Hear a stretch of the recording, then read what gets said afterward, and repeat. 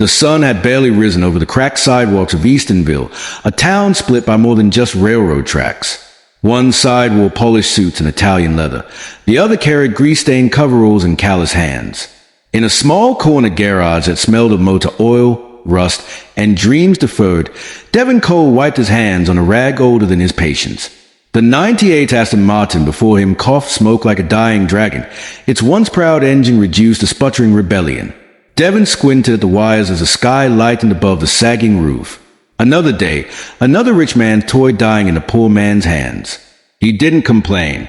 Not out loud. Not ever. Devin had long ago learned that complaining didn't change the price of bread or slow the spread of rust on your life.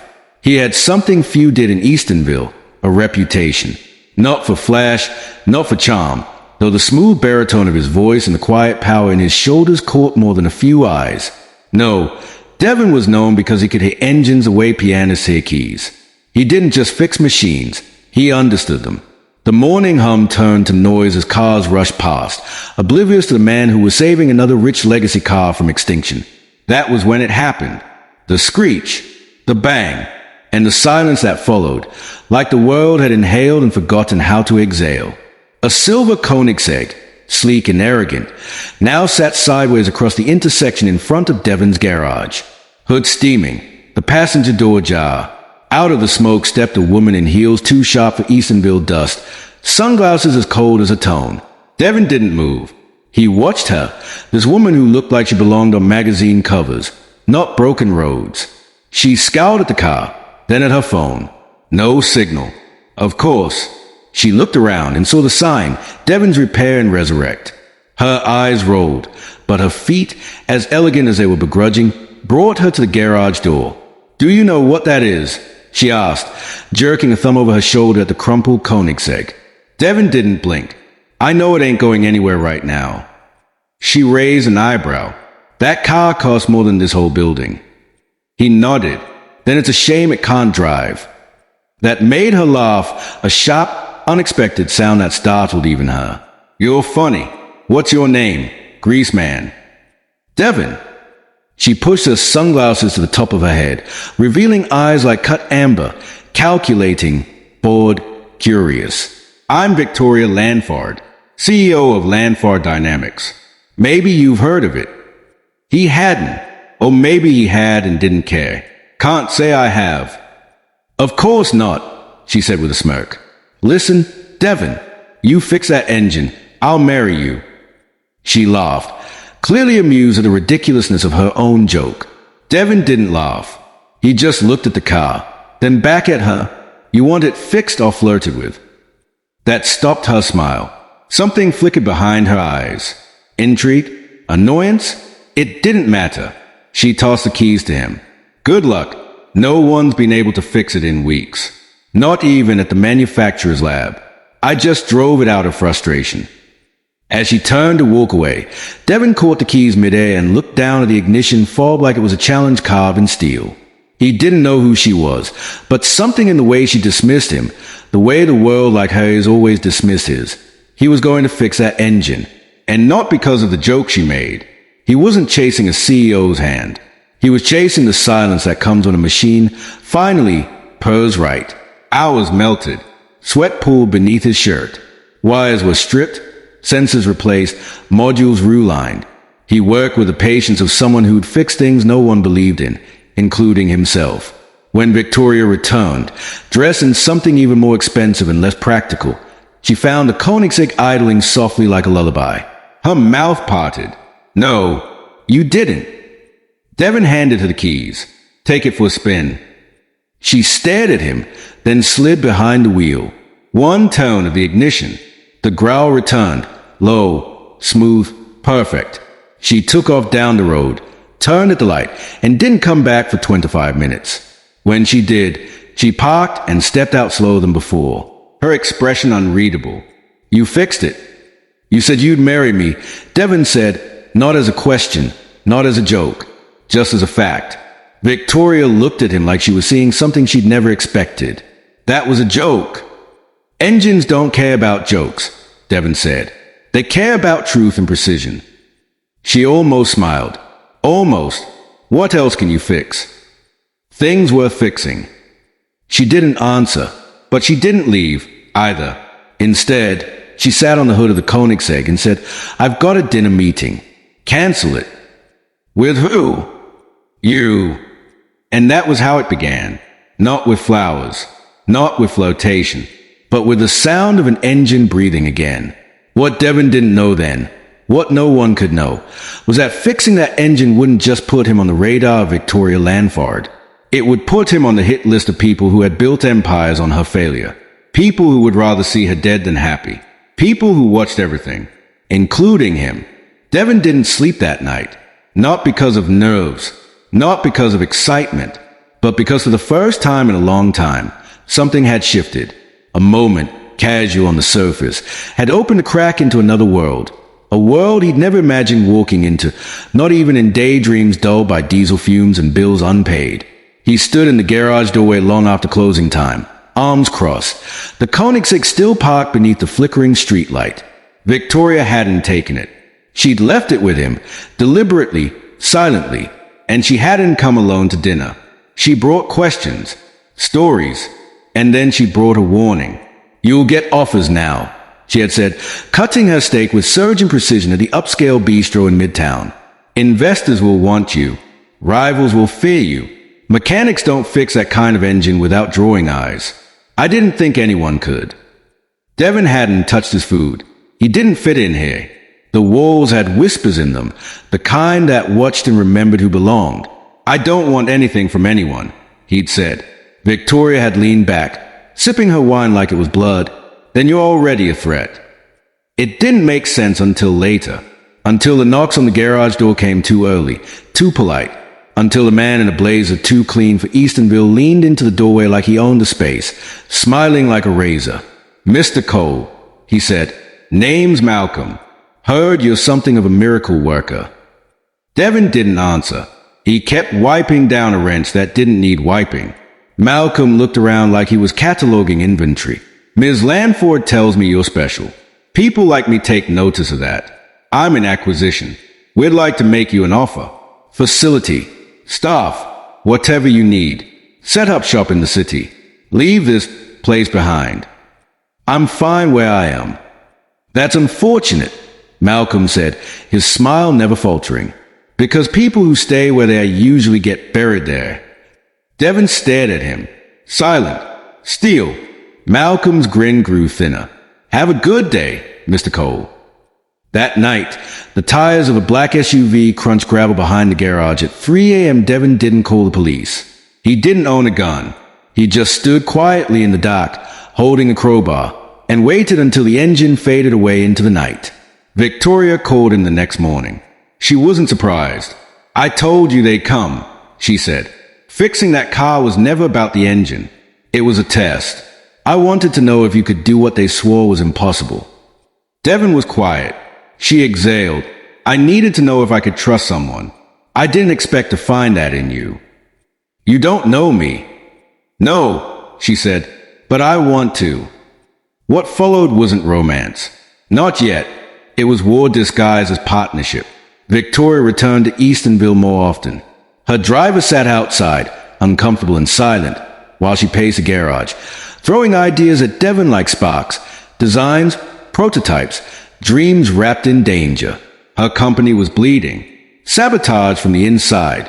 She needed someone outside her world to build something no one would suspect. "I want to build a car," she said one night.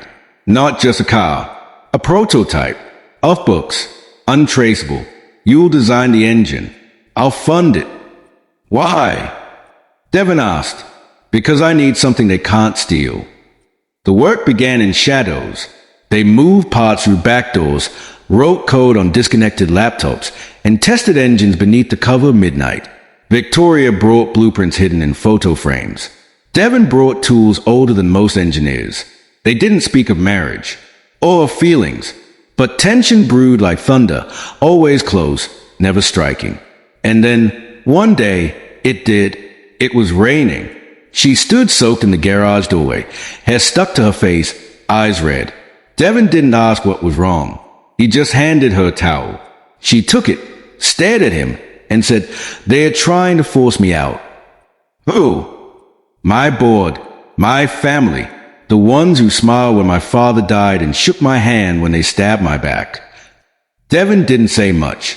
He just nodded, quietly handed her a warm cup of coffee, and said, "You still want to build it?" "Yes." And they did, over weeks, then months.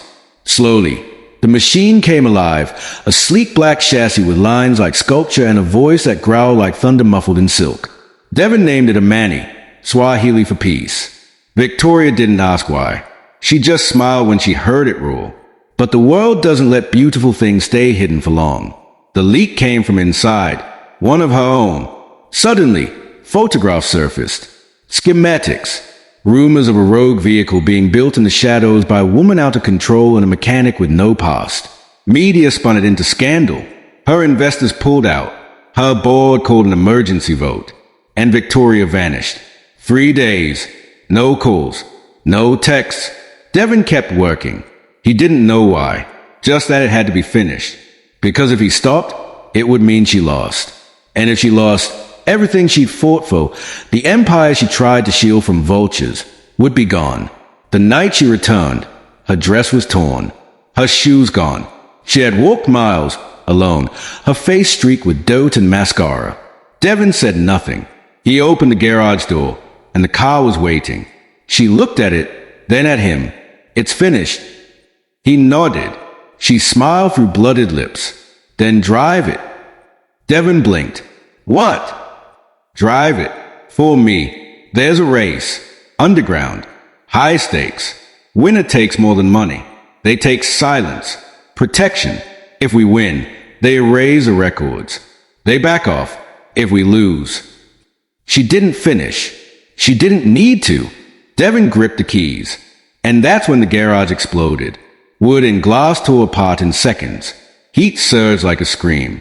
Flames swallowed the ceiling. But they weren't inside. They had just stepped out. Alive. Stunned. Furious. Devin looked at Victoria. Was that them? She didn't answer. She didn't need to. He started the engine. And the car, a Manny, roared to life through smoke and sirens. The smoke curled like serpents around them as Devin drove a Manny through the burning wreckage of what had once been his garage, his sanctuary, his silence. Ash fell like snow over the windshield. In the rearview mirror, he saw fire silhouetting what was left of his past. Everything he'd built with calloused hands and quiet days was gone. Beside him, Victoria didn't flinch. Her eyes were fixed forward, jaw set. She had seen the world burn before. But Devin, he had only now learned how it felt to lose not just your space, but your peace. They didn't speak as a car tore through Eastonville's backroads. They didn't need to. Amani moved like a ghost, silent and idle, savage in acceleration. Devin felt the car responding to his every thought, as if it were alive. It wasn't just a machine. It was a weapon carved from trust, forged in secrecy. Victoria finally broke the silence. The race is in 72 hours. Underground track. They'll be there. The people who want me gone. The people who destroyed your life tonight. He glanced at her. And you still think winning will make them stop? No, she said, but it will make them bleed. The safe house was nothing more than an abandoned train station 20 miles out, tucked into the woods where the tracks had long rusted into oblivion. There were no beds, no warmth, but it was quiet, and Devin welcomed the silence. That night, while Victoria slept against the wall with a jacket for a pillow, Devin stood over Manny, listening, not to the car, but to the doubts crawling into his bones. What was he doing? This wasn't his war. These weren't his people. He didn't belong in boardrooms or blackmail schemes. He belonged in grease and gasoline. But then he looked at her, this woman who had once laughed at him like he was a joke, then returned like he was her last hope. She had power, yes, but she also had enemies. And now, so did he. The next morning, they trained. The track was illegal. Built under the husk of an unfinished interstate project, it looped beneath bridges, through concrete tunnels, and past skeletal warehouses long abandoned by industry. Devin had never raced. Not like this. But he learned fast. And a Manny flew. By the second night, Devin could drift corners with surgical precision. He learned to feel the road's tremors through his ribs. Victoria tuned the car herself. Sleeves rolled, fingers blistered. They didn't speak much, but when they did, it mattered. "I used to be engaged," she said one evening, not looking up from the laptop. Devon looked at her.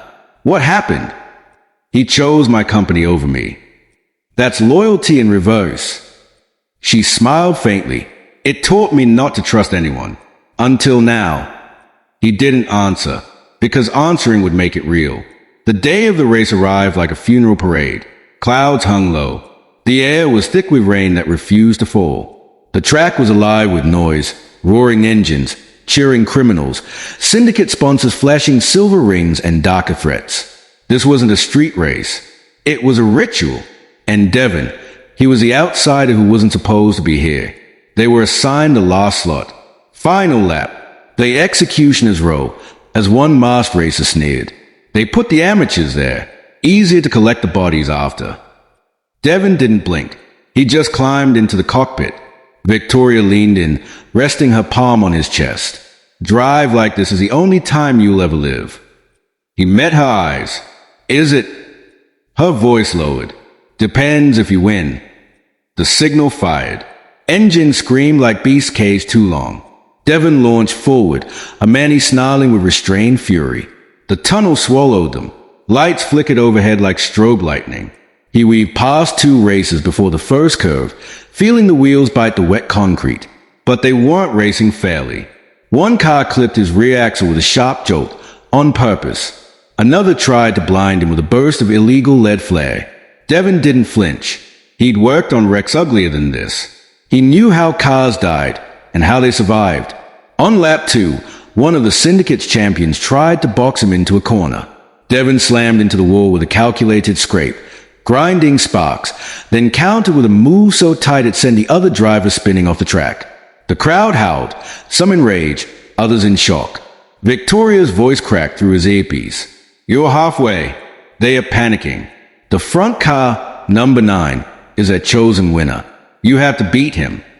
Number 9, a matte black Tesla mod hybrid. Silent, deadly, driven by someone they called Spectre, a ghost with no past and no mercy. He was fast, too fast. But Devon had something Spectre didn't. He had a Manny. Lap 4, Devon caught up. Number 9 veered, trying to intimidate him, flashing his rear lights in a mocking dance. Devon stayed centered, steady, waiting, listening. Final tunnel, a hairpin curve. If he took it too slow, he'd lose. Too fast, and he'd crash. He went faster. The tires screamed. The chassis trembled. But a Manny held. They flew out of the turn side by side, two shadows racing toward judgment. The finish line blurred into view. And then Spectre clipped his side.